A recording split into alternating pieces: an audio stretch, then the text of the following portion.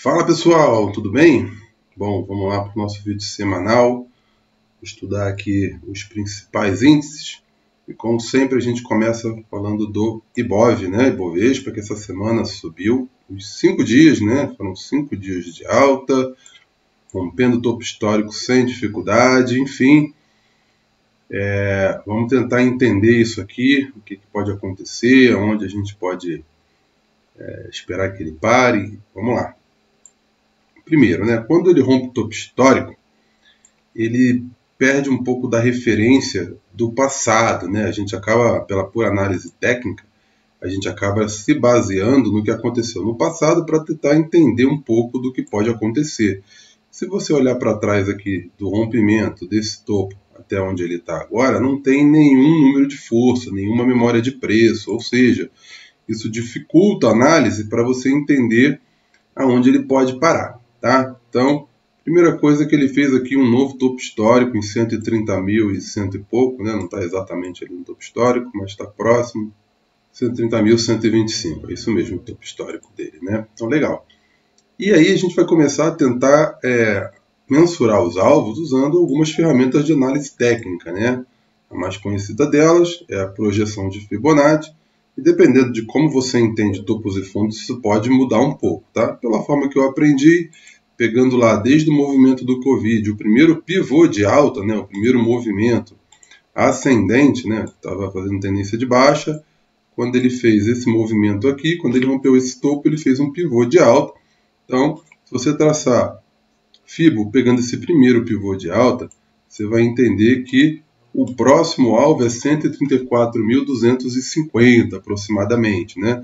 O alvo de 100% foi aqui, ele já foi rompido, que foi o primeiro. O segundo alvo foi 161.8, ele também já rompeu. E o terceiro alvo ali é 134.250. Para você mensurar o alvo após esse valor, é só você somar os dois alvos anteriores, ou seja, 161.8 mais 261.8. Isso vai dar 423.6, né? Então vamos colocar esse valor aqui para a gente entender aonde que esse negócio pode ir. Legal, lá. Superando aqui os 134 mil, que né, não está tão longe assim, o próximo alvo é 170 mil. Isso se você usa o mesmo tipo de contagem de candles que eu, né? Porque vai ter gente que vai entender que o pivô foi aqui, né? Tem gente que vai entender que o primeiro pivô foi aqui. Enfim, vai de como cada um aprendeu. Outra forma é você traçar a projeção desse retângulo aqui, dessa congestão, né? Que como ele ficou de lado muito tempo, por análise técnica, uma forma de você mensurar alvo é você jogar uma projeção do fundo da congestão até o topo da congestão e mensurar os alvos. Se você olhar nessa congestão anterior, ele bateu no alvo de 100% e de 161, o 216 está lá em 140 mil praticamente, né? Mas como ele tem uma nova congestão aqui, que é exatamente do mesmo tamanho e amplitude dessa aqui, se você traça por essa última congestão, o alvo lá está em 140 mil. Enfim, a gente fica meio sem um norte, né? A coisa fica um pouco mais solta do que quando você tem histórico de preço, né? E uma outra coisa que também pode ser feita é você procurar canais, né? Então, se você olhar aqui, se você acredita que canal faz sentido, eu estou pegando ali esse fundo com esse fundo e pegando aqui esse topo. Esse topo, né? Olha que casou direitinho, tá vendo? Esse topo aqui com esse topo, esse fundo com esse fundo. Ficou um canal bem traçado. Se você olhar por esse canal, você vai perceber que ainda tem muito campo para subir. Bate lá mais ou menos no 140 mil e 180, que foi o alvo da projeção aqui da congestão, né? E também tem outro canal aqui mais curto, que você também pode estar olhando num período mais curto, quem sabe num gráfico de 60 minutos. Se você for traçar aqui nesse período, você vai ver que ele já vai estar batendo no topo desse canal, né? Então, vou ajustar aqui.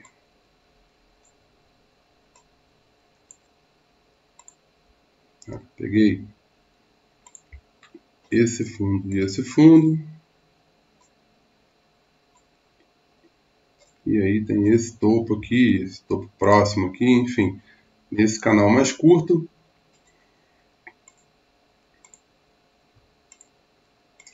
Nesse canal mais curto ele já está mais próximo, né, de chegar ali na linha de referência, que pode ser um ponto onde indica alguma correção.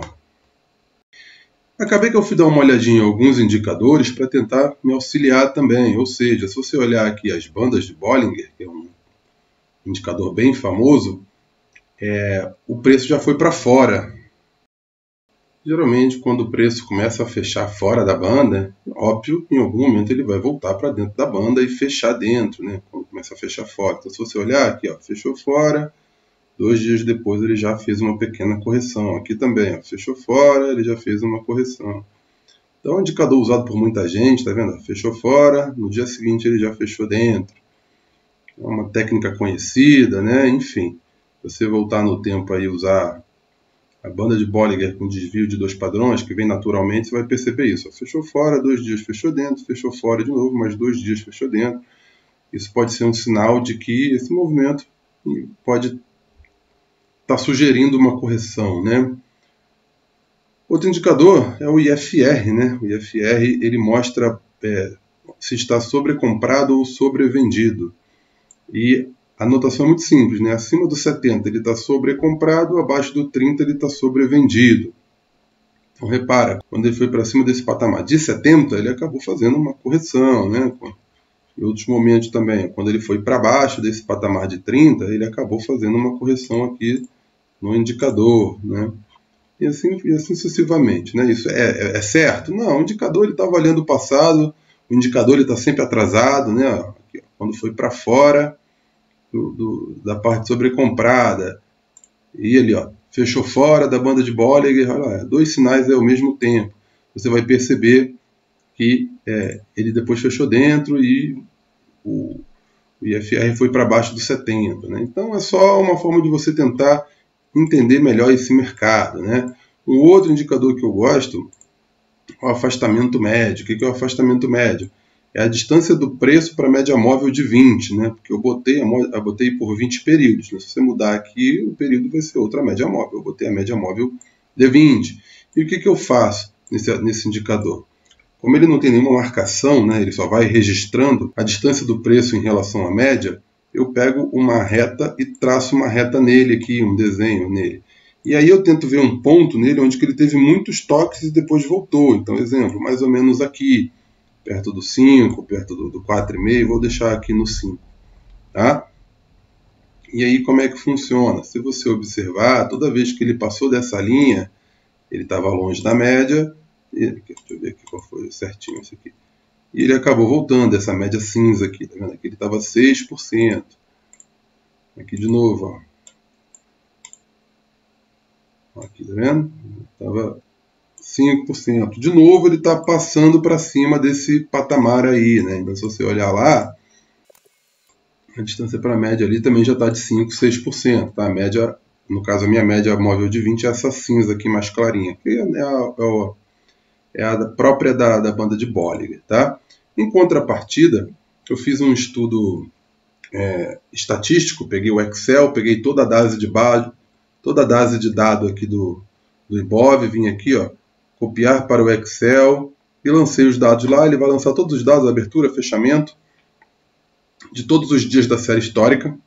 Então eu pego aqueles dados, eu lanço aqui, né? Ele vai ter abertura, fechamento, eu elimino o mínimo e máximo, porque só me interessa abertura e fechamento. E aqui eu tento fazer algum estudo, né? Para tentar, estatisticamente, ter um tipo de orientação. E a pergunta que eu queria responder era muito simples, né? Após 7 dias de alta, se você olhar aqui, nós já temos 1, 2, 3, 4, 5, 6, 7 dias de alta. Qual é a probabilidade do 8º dia? Dele ser um dia de alta ou ele ser um dia de baixa? Enfim. E aí, o que eu fiz? Usando as formulazinhas que eu conheço aqui do Excel, não sou nenhum especialista, eu fui fazendo o seguinte. Se ele tem 7 dias de alta e um de baixa, ele vai escrever negativo nessa coluna F. Se ele tem 7 dias de alta e depois um outro dia de alta, ele vai escrever positivo nessa coluna G.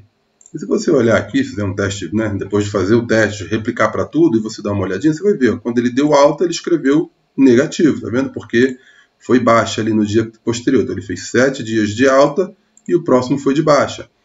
Então, se você voltar aqui mais um pouco, vou achar mais uns 2 aqui para a gente ver que está funcionando certinho. Aqui também, ó, ele fez 7 dias de alta, o oitavo foi de alta, ele escreveu positivo. E aqui mesma coisa, ele fez 7 dias de alta, o oitavo dia foi de alta, ele escreveu positivo na coluna G. Tá? E assim foi sucessivamente durante toda a série histórica, aí, até lá, até 93, né? Peguei aí toda a série histórica para ver, historicamente falando, qual é a probabilidade maior de ser um dia de alta ou um dia de baixa. Tá? Então aqui, vamos olhar mais um aqui, ó, lá de 97, ele fez aqui, ó, 7 dias de alta, e o oitavo foi de alta também. E aqui de novo, ó, 7 dias de alta, o oitavo foi de alta também. Beleza, então vamos olhar o resultado aqui. Bom, usei a forma conta-se, né? Tirando só tirando um aqui do negativo, porque como eu escrevi baixa aqui em cima, ele contou esse dia aqui, como se segunda-feira fosse baixa, então eu tive que botar menos um aqui. Foram 17 eventos que aconteceu isso, né? A soma de 8 com 9 aqui, né?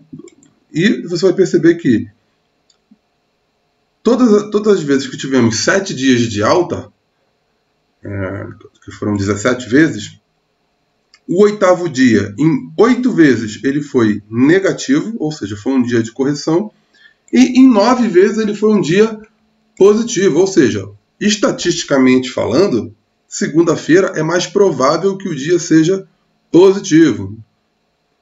Então fica uma confusão danada, porque o indicador mostra que ele está esticado, a estatística mostra que que é mais provável que seja um dia positivo. Enfim, vamos aguardar para ver o que vai acontecer com o Ibov. Indo para o ICOM, o índice de comércio. O índice de comércio, a gente está só uma retração, ele veio aqui no 61%, marcou fundo, e aí ele engatou uma subida bonita aqui, né? Indo na nossa projeção, a gente fez perna 1, perna 2, perna 3, e nesse cenário ele já bateu aqui no alvo de 100%, que foi 5.443 que eu falei no vídeo anterior, né? Falta só um pouquinho, mas a gente já, como é uma região aqui, a gente já entende que ele já bateu. A minha expectativa é que ele tivesse algum tipo de resistência aqui e não teve essa resistência, né? Pelo contrário, ele furou, foi até um dia em que ele fez um candle representativo, rompendo esse topo, né? Então, chegou no 100%, o próximo alvo aí é lá em 5.571, que é 161,8%. Se ele resolver dar uma corrigida, essa região aqui, que era topo, pode servir como suporte. Tá? Então, pode ser que, de repente, na correção, o preço venha parar até aqui para aí sim ir buscar o nosso alvo lá agora, nosso novo alvo de 161,8%. Beleza? O índice de eletricidade, ele ficou de lado muito tempo e depois também, quando ele bateu ali numa parte da retração, ele subiu. E aí a gente já fez um estudo projetando as pernas, né? Perna 1, perna 2, ele está lançando uma perna 3. O nosso alvo está lá em 88.850. Ele rompeu o topo histórico aqui, que foi o ponto onde ele teve uma certa dificuldade. Ó, ele ficou embolado aqui 5 dias, mas rompeu e fez topo histórico novo. Já até reajustei aqui a linha pontilhada, sempre a topo histórico para mim. E aguardar o que ele vai fazer essa semana. Se ele vai continuar subindo para buscar o nosso alvo, ou se ele vai fazer alguma correção, né? O topo está muito próximo, então aqui seria um ponto onde que ele teria dificuldade, né? Onde que ele teria dificuldade, serviria como suporte, mas está muito próximo, né? Eu acho que o suporte ele funciona mais quando o ativo já sobe um pouco mais. Vamos aguardar para ver o que o IEX vai fazer. O índice financeiro, da mesma forma também, como todos os setores, né? O mercado andou bem essa semana, todos eles andaram bem também. Ele rompeu a região e está subindo. A gente fez um estudo aqui de projeção de alvo também, pegando essa aqui como perna 1, essa aqui como perna 2, jogando uma perna 3. Ele já está Ele está indo lá em direção ao nosso alvo, em 113.726, que a gente falou no estudo passado. Mas ele está nessa região aqui ruim, né? Que é essa região de topo anterior. De certa forma ele já rompeu, mas é bom quando ele rompe e fecha acima 2, 3 dias. Ele só fechou um dia acima dessa região. Vamos ver realmente se isso aqui vai gerar algum tipo de dificuldade ou se ele vai subir em busca do nosso alvo, tá? Então, para correção, se ele fizer uma correção a partir daí, o problema pode estar aqui, nessa região aqui do topo anterior, na casa ali dos 12.080. O IMAT, o Índice de Materiais Básicos, nós também estudamos, traçamos retração e entendemos que isso aqui poderia ser um fundo, e aí fizemos um estudo de projeção de perna, né? Isso aqui sendo a perna 1, aqui sendo a perna 2, lançando uma perna 3 com alvo em 8.280. Ele não furou o nosso fundo ainda, então o estudo continua valendo, mas é um setor onde que perdeu força, né? Depois dele subir fortemente, ele não está mais forte como ele estava aqui nesse período, tá vendo? Ele está agora um pouco mais lateral, um pouco mais consolidado, se bem que essa semana ele até subiu, né? Se você olhar lá os ativos desse índice, você vai ver que eles estão lá na região de médias, enfim. Pode ser o momento onde que ele realmente venha também ganhar força e aí sim empurrar o nosso mercado lá para 134 mil, que é o alvo de muitos analistas, né? Então, o IMAT não tem muito o que falar, ele vai ter suporte aqui, né, nessa região de fundos, e ele vai ter resistência nesse topo e nesse topo aqui. É o que eu vejo para esse momento. Mas é um setor mais fraco. O IMOB finalmente resolveu ir, né? Ele rompeu aquela LTB que a gente ficou reajustando, saiu da congestão, rompeu o suporte. E eu falei, né, na semana passada que como ele tinha rompido, quem sabe ele não andasse, né? Ele rompeu, foi nesse candle aqui, né? Ele fechou acima. E aí essa semana que teve feriado, ele subiu esses 4 dias sem parar. E o nosso alvo para o IMOB está lá em 1.120, né? Ou seja, está próximo, não está tão longe assim, né? Projeção aqui de perna 1, perna 2, perna 3. Caso ele resolva corrigir essa própria região aqui, ela vai funcionar como suporte, né? Então se o preço vier aqui fazer uma correção, tem grande chance dele consolidar aqui, dele não passar com facilidade, para depois voltar a subir, quem sabe, né? Bolsa. E chegando ali no 100%, é a mesma região aqui do topo anterior, tá vendo? Então, um bom ponto para ele parar, para quem está comprado nesse setor realizar lucro, né? Vamos ficar de olho aí no IMOB. O DI, né? Eu falei que ele está preso nesse retângulo e que ele só está batendo cabeça aqui dentro. E é o que ele está fazendo, né? Ele veio buscar o fundo aqui, para mim o provável agora é que ele vai buscar o topo e continue preso nessa consolidação. Rompendo essa consolidação aqui, a dificuldade dele pode estar aqui, né? Nessa região de fundo, tem essa região aqui de bipolaridade, né? Então é uma região que ele pode sentir dificuldade. E se romper mais, aqui. Para cima, o problema dele está justamente nessa região de topo. Tem um topo aqui, outro aqui. Então o cenário dele não mudou muita coisa. O dólar, nós tínhamos feito um estudo há muito tempo, né? Quem acompanha os vídeos vai lembrar que eu tracei esse pivô aqui, ó. E aí ele bateu no 100%, depois bateu no 161 e agora ele bateu no 261,8. Nos estudos eu falei que ele poderia chegar a 5.050, né? Ele já bateu ali, bateu sexta-feira, bateu no nosso alvo. Vamos ver o que ele vai fazer, né? Essa região aqui é uma região de fundos, né? Casou o alvo do pivô se junta com o fundo anterior, o que torna esse ponto bastante relevante. Vamos ver se ele, a partir desse momento, ele sobe e vem aqui testar a retração ou dessa perna maior, né? Enfim, é só criar as probabilidades, estudar, ver o que vai acontecer, né? Então, para o dólar aí, se ele resolver cair, o próximo suporte é no fundo aqui, na casa dos 4.870. E para cima, ele vai ter dificuldade aqui, tanto nessa região de fundos quanto nessa região de topo, né? Então pode ser o momento que ele suba, bata a cabeça aqui para depois ir buscar ali, para depois voltar a cair, enfim. Vamos aguardar para ver qual vai ser a movimentação do dólar. O Dow Jones, mercado americano, a gente falou que ele estava forte, né? Então ele fez uma correção relevante aqui no 38,2% e a partir daí ele lançou uma nova perna de alta. E agora ele está consolidando aqui no topo, né? Então a dificuldade dele está no rompimento aqui do topo histórico e se ele cair, ele tem suporte aqui no fundo, né? Nessa região de fundos aqui. Nesse momento ele parece estar mais de lado, mais consolidado. O S&P 500, né, é muito similar ao Dow Jones, né, ele também fez uma bonita perna de alta, marcou topo histórico e fez uma boa correção, que chegou aqui na casa dos 50%.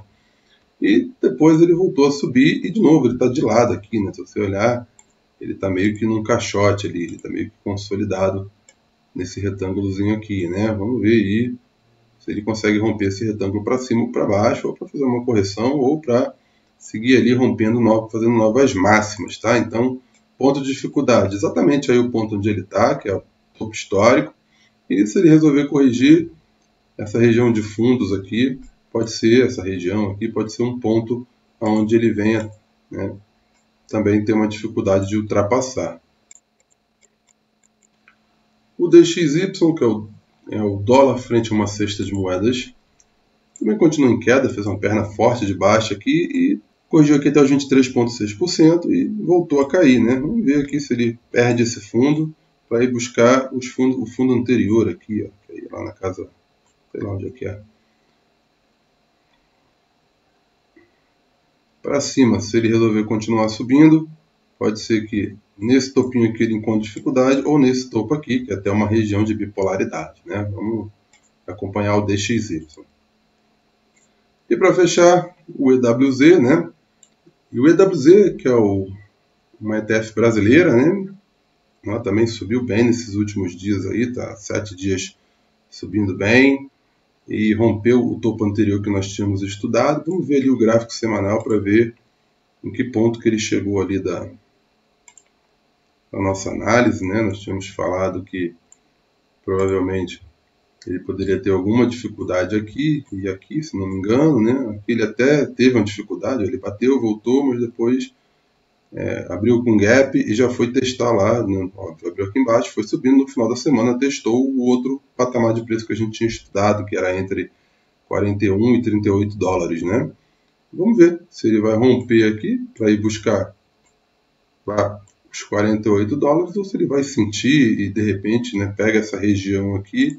Eu vou traçar de azul e aqui possa ser um suporte para ele, aqui na casa dos 38, 39 dólares. Beleza, gente?